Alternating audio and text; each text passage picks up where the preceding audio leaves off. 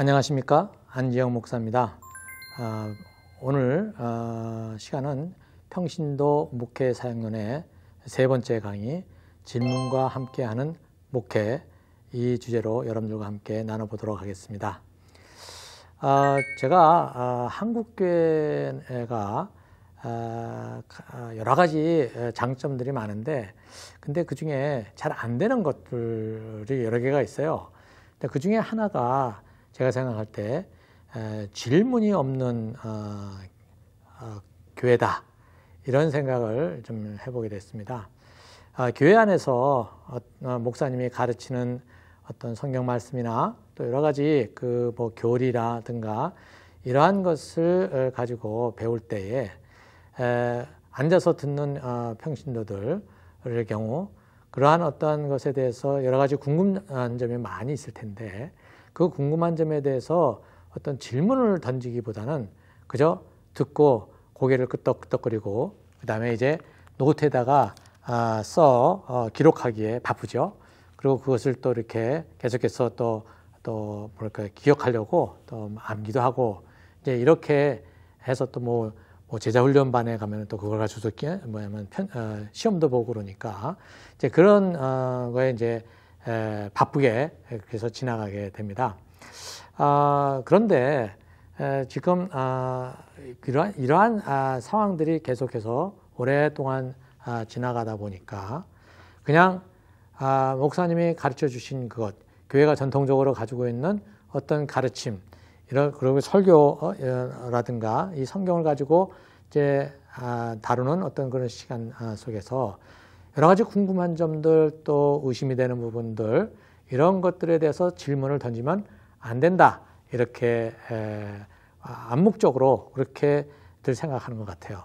그래서 보통 이제 교회에서 뭐 어떤 집회를 하거나 또 설교를 할 때, 예배를 드릴 때 앞에 설교자가 믿습니까? 그러면 그냥 아멘 하게 되고, 할렐루야 하면 그냥 아멘, 아주 이제 자동적으로 그렇게 반응을 하는 것이 많은 교회에서의 그 모임의 어떤 현상이죠.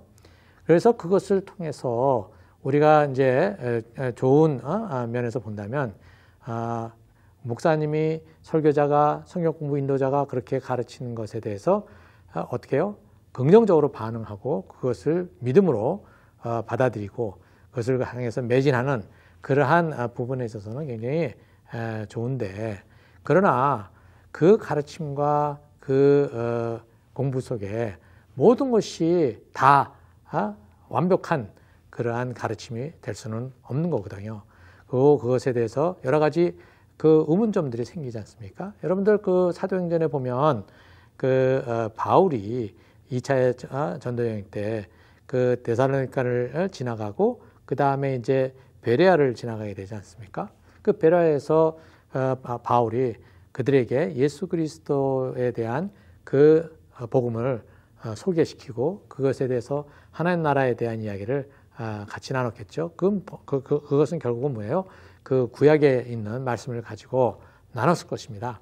그러고서 이제 그 바울이 그런 것을 가르쳤을 때에 그 베레아에 있는 그 사람들은 과연 바울이 얘기한 것이 맞는가 해서 그들이 스스로 구약 성경을 펴서 살피는 그러한 모습을 보였다, 이렇게 되어 있습니다. 자, 이러한 모습들이 우리 현재 한국 교회에서는 찾아보기가 어렵습니다.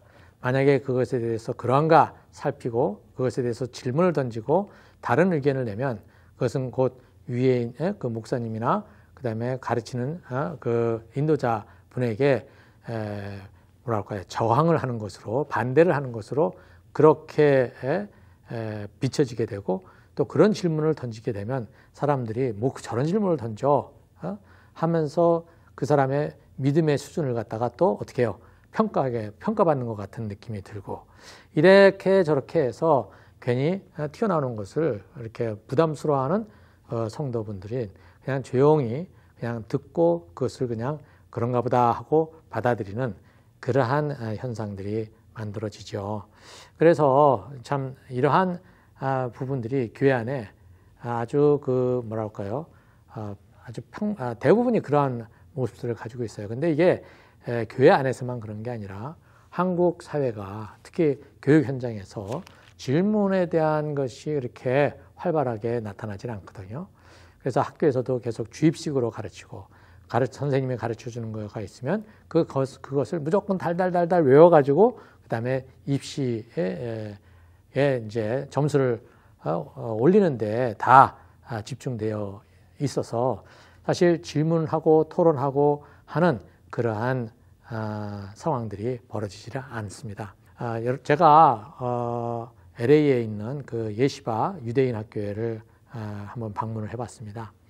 그곳에 가보니까 오전 내내 도서관과 교실 안에서 토라, 그 모세 오경이 있지 않습니까? 그것을 가지고 계속 토론하고 또 디베이트를 하고 그 다음에 선생님한테 묻고 서로 상대방에게 묻고 하여튼 모든 그러한 과정들이 다 질문과 토론의 어떤 이 프로세스를 진행하는 것을 보았어요. 이것이 지금 우리 한국 개신교 안에는 참 이렇게 제대로 발달되어 있지 않다, 이런 것을 이제 보게 됐죠.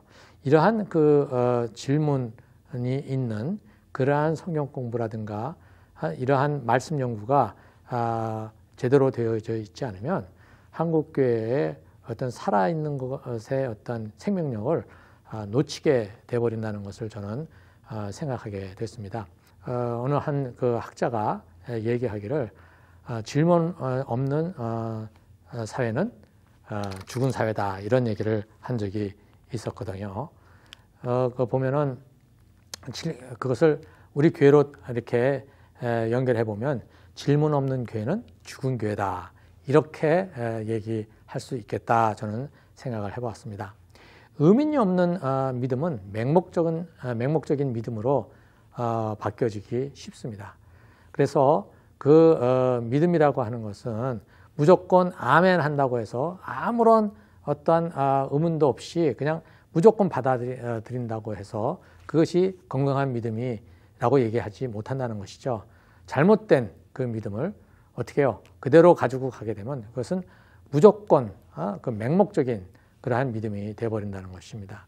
이러한 상황이 되어버리니까 이단의 성경 공부에 들어가서도 질문이 없는 거예요. 그냥 받아들이게 돼버리는 것이죠. 분별을 할 수가 없는 그런 상태가 돼버리는 겁니다. 또한 그 맹목적인 그 믿음은 무엇을 초래하게 되냐면 독단적인 믿음을 초래하게 됩니다. 내가 믿는 이것만 분명한 거야, 다른 것들은 안 돼, 이렇게 돼버리는 것이죠. 그래서 내가 믿는 그 믿음의 어떤 그 가르침, 요거 외에는 더러운 어떠한 유도리를 가질 수 없는, 그래서 다른 것들을 배척해버리고 비판해버리는 그러한 아주 좁은 의미에서의 그러한 믿음의 생활을 만들어 버린다는 겁니다. 이것이 마치 교회 안에서 최고의 믿음인 양 또 이렇게 떠받들려지게 되는 경우도 적지 않다는 사실, 이것이 지금 한국 교회에서 보는 여러 가지 그 지금 부작용 중에 하나가 아닌가, 이렇게 저는 생각을 해보거든요. 그래서 질문은 믿음 형성을 위한 촉매제입니다. 그래서 질문이 없으면 그냥 쌓여져 있는 나의 그 성경적인 지식과 그다음에 교리와 이런 것을 가지고 얘기를 하지만 왜 이런 성경에 이런 얘기가 나와 있는지, 이것을 왜 이렇게 우리는 해석하고 있는지, 왜 이 교리는 이렇게 만들어졌는지, 이것에 대한 많은 궁금증과 질문을 던짐으로써 그것에 대한 판단을 하고 평가를 하고 연구하는 과정 속에서 우리는 제대로 된 믿음을 형성할 수 있는 그런 기초가 마련된다고 우리가 볼 수 있겠어요. 그리고 이 믿음은 어느 한순간에 갑자기 확 커져버리고 만들어지는 것이 아닙니다. 이 믿음은 그 단단한 믿음, 우리가 계속해서 바라고 있는 하나님 앞에 온전히 순종할 수 있는 그 믿음의 그 자리까지 나가는데 오랜 시간이 걸리는 과정이 필요하다는 것이죠. 그런데 이 과정 속에 이 질문이라고 하는 것이 없이는 우리는 도저히 도무지 이 과정을 제대로 걸어갈 수가 없다는 것입니다. 우리는 삶의 현장 속에서 우리에게 닥치는 여러 가지 문제를 놓고 왜 하나님은 나에게 이러한 일을 겪게 하시는가라는 질문을 던지지 않습니까? 이 질문은 굉장히 중요한 질문인 것이죠. 근데 그냥 이렇게 가는 거야 라고 가버릴 수도 있지만, 이런 질문을 던지는 것은 결국은 자기 성찰을 하게 되고, 그 다음에 또 다른 사람들을 돌아보게 되고, 내가 가지고 있는 신앙의 어떤 체계를 다시 한번 생각해보는 그러한 기회가 되는 것입니다. 제가 고등학교 2학년 때 이제 교회를 처음 나가기 시작을 했습니다. 그런데 처음 나가 보니까 모든 게 다 새롭고 이해가 안 되는 것들이 참 많았어요. 그래서 제가 이제 그 설교 시간에 그 목사님이 설교하신 내용이나 그다음에 성경 공부할 때에 들었던 것들, 이런 걸 가지고 이제 그 목사님께 이제 질문을 좀 던졌거든요. 목사님, 이 부분이 잘 이해가 안 되는데 설명해 주시겠어요? 그러면 이제 처음에는 이제 설명을 해주세요. 설명을 해주셨는데 그 설명에 제가 다 납득이 안 되지 않습니까? 다 모르니까. 그래서 이제 그렇게 말씀하시면은 요건 어떻게 얘기를 해야 돼요? 이제 이렇게 질문을 계속 꼬리에 질문을 물어가니까 나중에 이제 목사님이 하시는 말씀이 무엇이었냐면, 믿어요, 믿어. 이러한 반응이셨어요. 그래서 저는 이제 또 다른 이제 장로님에게도 가고, 그 다음에 그 믿음 좋다는 집사님들한테도 가보고, 그 다음에 이제 우리 그 선배 대학교 다니는 형들한테도 가서 다 이렇게 질문을 던져봤는데, 다들 그 질문에 대해서 답을 해주기보다는 그냥 믿어, 우리도 잘 몰라, 이제 이렇게 반응이 왔었거든요. 그러다 보니 제가 구원의 문제도 그렇고 이런 문제에 있어서 제가 그것을 이해하지 못하고 납득이 가지 않는 상황들 속에서 이제 그것을 그냥 믿어라라고 하는 요구가 저한테는 굉장히 어렵고 힘들었던 그러한 시절들이 있었습니다. 근데 나중에 그 성경을 이렇게 잘 풀어서 설명해 주시는 목사님을 만나게 되고, 그러면서 눈이 열리게 되고, 그것이 왜 그렇게 됐는지를 이제 알게 되면서 이 성경이 굉장히 저한테 그 납득이 되는 그런 말씀으로 다가오게 되고, 그것으로 인해서 자연스럽게 내가 배운, 여기서 알게 된 예수님에 대해서 신뢰감을 갖게 되었던 그런 경험이 있습니다. 그 이후로 저는 계속해서 성경을 연구하면서 끝없는 질문들을 던졌어요. 그 전에는 이제 다른 분들한테 이렇게 질문을 던졌는데, 이제 제가 이제 개인으로 이제 성경을 연구하면서 계속해서 저 자신에게 질문을 던지고 하나님께 그 질문을 던졌습니다. 그렇게 던져가는 과정 속에서 저는 성경을 이제 연구하게 되고, 그 가운데에서 지금 제가 지금까지 그렇게 성경을 연구해 왔습니다. 그래서 저는 주변에 있는 사람들이 그 질문을 던져주는 것에 대해서 굉장히 저는 기뻐합니다. 좋아합니다. 그리고 제가 그 질문에 대해서 모든 것을 다 알고 있기 때문이 아니라 모르는 것은 또 배워가면 되는 거니까요. 그래서 목회라고 하는 부분에 있어서 그 목회자가 성경을 다 알고 있기 때문에 답을 내어주는 그러한 역할이 아니라 함께 같이 연구해보고 그 질문에 대해서 찾아가보는, 그래서 함께 그 성경 속의 여행을 같이 해보는 그러한 것이 굉장히 중요하다.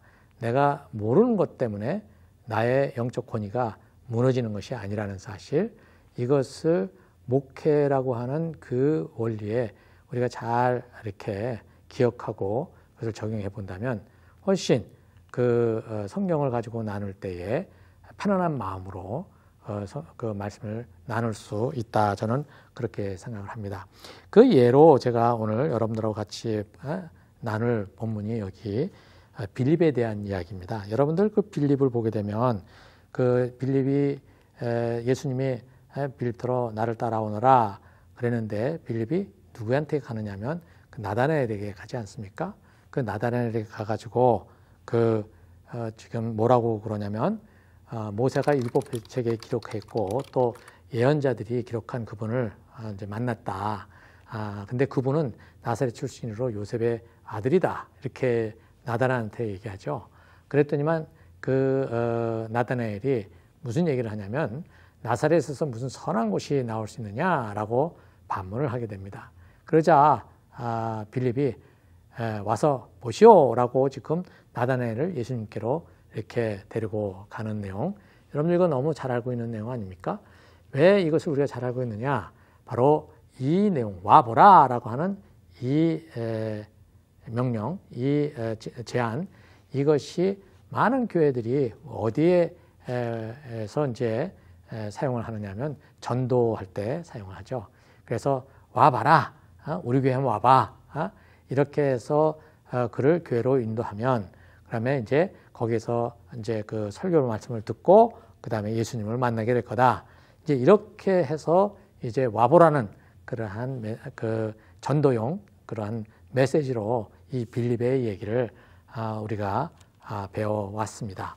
그런데 여기서 빌립이 와보라고 한 그것이 과연 그러한 의미에서 나다나엘을 예수님에게 소개하기 위해서 와보라고 한 것인지 저는 이것에 대한 의문이 생겼어요. 왜 여기에 와보라고 했을까? 그렇게 한 빌립은 뭐 때문에 나다나엘을 찾아갔는가 하고 이제 그것을 좀 생각을 해봤거든요. 근데 여기 45절에 보면 빌립이 나다나엘을 만나서 말하기를 모세가 율법책에 기록하였고 또 예언자들이 기록한 그분을 우리가 만났습니다. 그분은 나사렛 출신으로 요셉의 아들 예수입니다. 이렇게 돼 있어요. 근데 예수님께서 빌립을 보시고 따라오너라 이렇게 말씀하셨거든요. 43절에 보면 이렇게 돼 있어요. 다음 날 예수께서 갈릴리를 떠나려고 하셨다. 그때에 빌립을 만나서 말씀하셨다. 나를 따라오너라. 이렇게 말씀을 하셨거든요. 자, 이것을 들은 빌립이 따라가지를 않고 나다나엘을 가서 나다나엘을 전도해가지고 왔느냐 이겁니다. 저는 이 부분에 대해서 다시 한번 생각을 해보고 왜 나다나엘은 이런 행동을 취했을까 다시 한번 생각을 해봤거든요. 그런데 여기에 이 성경의 이 이야기 속에는 많은 것들이 이렇게 생략되어 있어요. 44절을 보면 빌립은 베세다 출신으로 안드레와 베드로와 한 고향 사람이었어요. 지금 빌립은 예수님을 모르죠. 그런데 빌립이 본 것은 누구냐면 예수님 바로 옆에 있는 누구예요? 안드레하고 베드로입니다. 이 안드레와 베드로가 옆에 있었다는 것이죠. 그러면 여기에 이 성경에는 쓰여지지 않은 그러한 어떤 과정이 어떤 것이 지나갔을까요? 자, 여기에 내용을 참 우리가 좀 만들어 본다면 예수님께서 빌립아 너는 나를 따라오너라 라고 말씀하셨을 때에 이 빌립은 이 양반이 누군지를 모르지 않습니까? 그러면 뭐라고 했겠습니까? 거기에 같은 고향 출신인 안드레하고 베드로에게 무엇을 물어봤을까요? 이 양반이 누군데 나를 따라오라고 하느냐 이런 질문을 던졌지 않았겠습니까? 그리고 너희들은 뭐 때문에 이 양반을 따라가느냐라고 하는 질문을 던졌을 거예요. 자, 이 질문을 받은 이 안드레와 베드로는 어떻게 또 응답을 했을까요? 자, 이것은 우리가 굉장히 아주 상식적인 합리적인 어떤 그 추론을 해나갈 수 있는 것이거든요. 자, 이랬을 때 우리는 앞부분을 우리가 볼 수 있지 않겠습니까? 자, 여기에 안드레라고 하는 베드로의 형제인 안드레는 어떠한 사람이었느냐면 그 당시에 한마디로 온 이스라엘 백성들이 잘 알고 있는 그러한 선지자였던 그 요한, 그 침례 요한을 이제 따라다니던 제자였어요. 이 제자인 안드레가 요한으로부터 무슨 얘기를 듣냐면 29절에 그 예수님을 보고 이 요한이 하는 얘기를 들은 것이죠. 세상 죄를 지고 가는 하나님의 어린 양이다. 이 얘기를 들었어요. 그리고 나서 34절에 보면 또 이런 얘기를 듣습니다. 여기에 보면 요한이 하는 얘기입니다. 그런데 나는 그것을 보았어. 그래서 나는 이분이 하나님의 아들이라고 증언했다. 이렇게 그 요한이 침례 요한이 얘기하는 것을 이제 들은 것이죠. 이 제자로서. 그래서 이 요한이 어떻게 해요? 그 다음 날 저기 35절에 다음 날 요한이 다시 자기 제자 두 사람과 같이 서 있었는데 그 중에 한 사람이 바로 안드레였어요. 그래서 예수님께서 지나가신 것을 보고서는 하나님의 어린 양이다. 또 이런 언급을 했습니다. 그러자 이 요한이 하는 이 말을 듣고 안드레가 다른 제자와 함께 어떻게 해요? 예수님을 찾아가죠. 예수님을 찾아가서 그날 예수님과 밤새 아마 그러한 이야기들을 나눴던 것 같아요. 그러고 나서 그 다음날 아침에 이 베드로가 안드레가 자기의 형제인 베드로를 찾아가서 이제 41절에 이런 얘기를 합니다. 자기 시몬을 만나가지고 말하기를 우리가 메시아를 만났다 이렇게 얘기를 합니다. 지금 세상 죄를 지고 하는 하나님의 어린 양이다. 하나님의 아들이다. 이러한 침례 요한의 이야기를 듣고 안드레가 예수님을 직접 만나고 그 밤새 그 이야기를 하는 그 모든 것의 결론은 이분이야말로 우리를 구원하실 메시아다라고 하는 결론을 내리고 베드로를 찾아간 것입니다. 그래서 베드로가 베드로를 만나서 내가 메시아를 만났다라고 얘기하고 그 베드로는 그 형제인 안드레를 따라서 예수님을 만나게 된 것이죠. 만났는데 42절에 보면 시몬을 예수께로 데리고 왔는데 예수께서 그를 보시고 말씀하시기를 너는 요한의 아들 시몬이로구나. 앞으로는 너를 게바라고 부르겠다. 그래서 게바는 베드로의 곧 바위라는 의미다 이렇게 되어 있어요. 이렇게 해서 베드로하고 안드레는 예수님의 제자가 된 것입니다. 바로 그들은 무엇 때문에 제자가 되느냐면 예수님이야말로 메시아다라고 하는 그것을 분명히 잡았기 때문에 그렇죠. 그래서 이러한 이야기들을 아마 이 빌립이 던진 질문에 이 두 형제는 이야기를 해 줬던 것 같아요. 그래서 이 얘기를 들은 이 빌립은 그러냐 하고서 금방 덥석 강남 따라 친구 따라가는 것처럼 그 친구 따라 강남 가는 것처럼 이렇게 이 예수님을 따라가지 않고 거기서 나와가지고 나다나엘을 찾아갑니다. 바로 나다나엘에게 가서 얘기한 것이 바로 모세가 율법책에 기록하였고 또 예언자들이 기록한 그분을 우리가 만났다 이렇게 얘기를 하면서 근데 그 양반이 나사렛 출신으로 요셉의 아들이다 이렇게 얘기를 합니다. 자, 여기에 이 나다나엘은 어떠한 의문점이 들었을까요? 지금 그 메시아를 만났다고 하는 그 두 형제의 이야기를 듣고 이 빌립은 한 가지 의문점이 생기지 않았는가 생각합니다. 바로 메시아, 그리고 이제 모세가 율법책에서 기록하였고 예언자들이 기록한 그분, 이것은 결국은 뭐냐면 구약 성경을 얘기하는 거 아닙니까? 그 구약 성경에 나와 있는 그 오신다는 메시아를 자기가 만났다 이렇게 얘기를 하는데 만났는데 그런데 그분이 나사렛 출신이다. 그리고 요셉의 아들이다. 이렇게 지금 나다나엘에게 얘기를 합니다. 빌립은 자기가 그동안에 기존으로 가지고 있었던 그 구약 성경의 지식에 따르면 이 메시아는 어디에서 나와야 됩니까? 어디서 나와야 되냐면 베들레헴에서 나와야 됩니다. 그런데 지금 나사렛이라고 하는 그 갈릴리 지방의 한 조그만 그 마을에서 마을 출신이라고 하니 이것이 빌립에게는 마음에 걸렸던 것이죠. 그리고 또 한 가지는 이 메시아는 누구의 자손이 됩니까? 바로 그 다윗의 혈통을 따른 그러한 사람이어야 됩니다. 그런데 여기에 자기가 알고 있는 지금 얘기는 뭐예요? 그 요셉이라는 사람의 아들이다 이렇게 얘기를 하는 것이죠. 지금 빌립은 이 두 가지가 자기가 기존에 알고 있었던 그 메시아에 대한 그 지식과 충돌을 했기 때문에 여기에 지금 이 빌립은 지금 나다나엘을 찾아간 겁니다. 그래서 나다나엘은 당연히 뭐라고 얘기를 하는 겁니까? 나사렛에서 무슨 선한 것이 나오냐라고 그렇게 반문을 하니까 이 빌립은 자기가 가지고 있던 그 의문점에 대해서 확신을 갖게 되는 것이죠. 그러고선 이 나다나엘을 데리고 갑니다. 그렇지? 자, 같이 가보자. 그렇게 해서 누구를 지금 끄집어내려고 그런 겁니까? 지금 베드로와 그 다음에 안드레 자기 고향 친구들을 그러한 곳에서부터 잘못된 메시아를 따라가고 있다고 생각해서 사실은 거기서 끄집어내려고 나다나엘을 데리고 간 거죠. 그런데 이렇게 간 그 나다나엘을 보시고 예수님께서 뭐냐면 이렇게 말씀을 하십니다. 저 사람이야말로 참 이스라엘 사람이다. 그에게는 거짓이 없다. 지금 이 얘기를 나다나엘이 들었어요.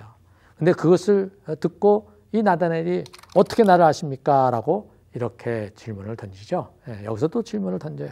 근데 여기에 지금 예수님이 하신 말씀은 무엇이냐면 지금 여기에 이 나다나엘이 참 이스라엘 사람이다, 거짓이 없다는 말은 하나님의 나라를 기다리는 그 나라를 기다리기 위해서 어떻게 해요? 자기의 삶을 어떻게 합니까? 경건하게 또 의롭게 살아가려고 그것을 애를 쓰고 있었던 사람이다라고 하는 그 나다나엘이 지금 하나님 나라를 기다리며 메시아를 기다리며 살아가는 삶의 그 모습을 예수님께서 표현을 해 주신 것이었거든요. 그러니까 이 나다나엘이 어떻게 내 속사정을 알고 계시냐, 나의 이 삶을 어떻게 알고 있느냐라고 지금 그 반문을 한 것입니다. 그런데 예수님께서 빌립이 너를 부르기 전에 내가 무화과 나무 아래에 있는 것을 내가 보았다 이렇게 말씀하세요. 여기에 이것은 물론 여기에 무화과 나무가 무엇인지 뭐 의미도 가지고 있겠지만 사실은 하나님 예수님께서 그 일반적인 것이 아니라 초월적인 초능력의 그 영적인 어떤 능력을 가지고 있는 것을 보여주고 있는 것이죠. 그 빌립이 그 지금 누구예요? 그 나다나엘을 찾아갔지 않습니까? 그런데 예수님께서는 그가 어디에 있는지를 거기 가보지 않고서도 얘기를 하신 거예요. 그랬을 때에 이 나다나엘이 뭐라고 얘기하냐면 선생님은 하나님의 아들이시요 이스라엘의 왕이십니다.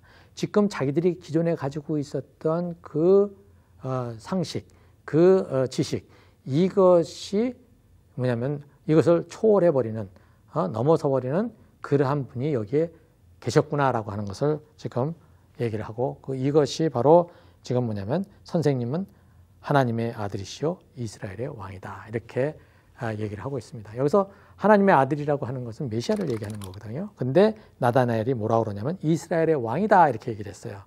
이것은 앞으로 자기들이 생각하고 있는 이스라엘을 온전히 로마로부터 회복시키는 그러한 나라를 생각하면서 이스라엘의 왕이다. 이렇게 얘기를 한 것이죠. 그런데 여기 앞부분에 침례요한은 뭐라고 얘기했냐면 하나님의 어린 양이다. 이렇게 얘기를 해요. 하나님의 아들이시요 그 다음에 어린 양이다. 이렇게 얘기를 했어요. 그 어린 양이라고 하는 것은 십자가 사건을 염두에 두고 지금 얘기를 한 것이죠.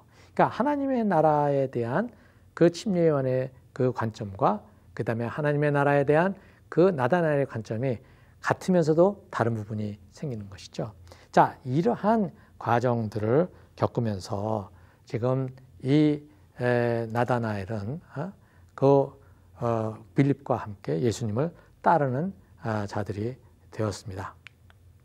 자, 이렇게 이 빌립과 나다나엘은 지금 무조건 예수님을 따라간 것이 아니라 자기들이 가지고 있는 의문점을 가지고 그것을 풀어나가고 해결하는 그런 과정을 통해서 예수님을 더 알게 되고 따르게 되었다는 것입니다. 그래서 이런 의문점을 가진 자들에 대한 이 부분은 진리를 찾으려는 자가 반드시 가지고 있는 그러한 부분이라는 것이죠. 이 의문점은 결국은 진리에 도달하게 하는 과정에 굉장히 중요한 점이라는 겁니다. 그리고 이 의문점을 함께 같이 풀어가는 것이 목회라는 것이죠.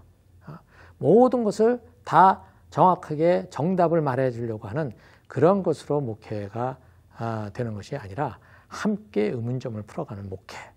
이것이 우리가 기억해야 될 목회라는 것입니다. 그리고 또 모든 것을 다 우리가 또 다 답을 할 수는 없는 거거든요. 남겨두어야 할 그러한 의문점도 있는 것입니다. 이것은 결국은 우리에게 무엇을 요구하느냐면 겸손함을 요구하는 것입니다.